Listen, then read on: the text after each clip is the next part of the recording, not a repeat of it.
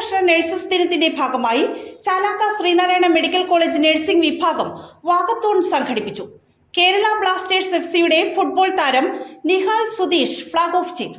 അന്താരാഷ്ട്ര നഴ്സസ് ദിനത്തിന്റെ ഭാഗമായാണ് ചാലാക്ക ശ്രീനാരായണ മെഡിക്കൽ കോളേജിലെ നഴ്സിംഗ് വിഭാഗം കോളേജ് ക്യാമ്പസിൽ നിന്നും മാഞ്ഞാലി ജംഗ്ഷൻ വരെ വാക്കത്തോൺ സംഘടിപ്പിച്ചത്.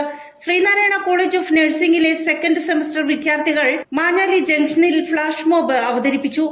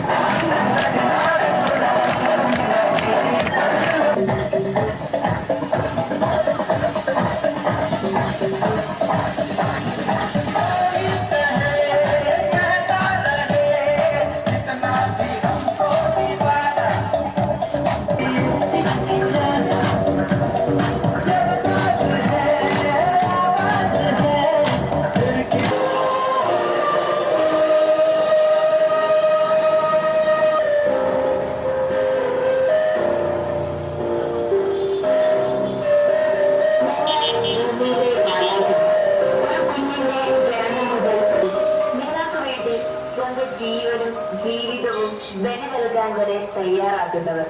അതെ, ഞാനൊരു നേഴ്സാണ്. കേരള ബ്ലാസ്റ്റേഴ്സ് എഫ്സിയുടെ ഫുട്ബോൾ താരം നിഹാൽ സുധീഷ് ഫ്ളാഗ് ഓഫ് ചെയ്തതോടെയാണ് പരിപാടികൾക്ക് തുടക്കമായത്. കുന്നുകര പഞ്ചായത്ത് പ്രസിഡന്റ് സൈന ബാബു ഉദ്ഘാടനം നിർവഹിച്ചു.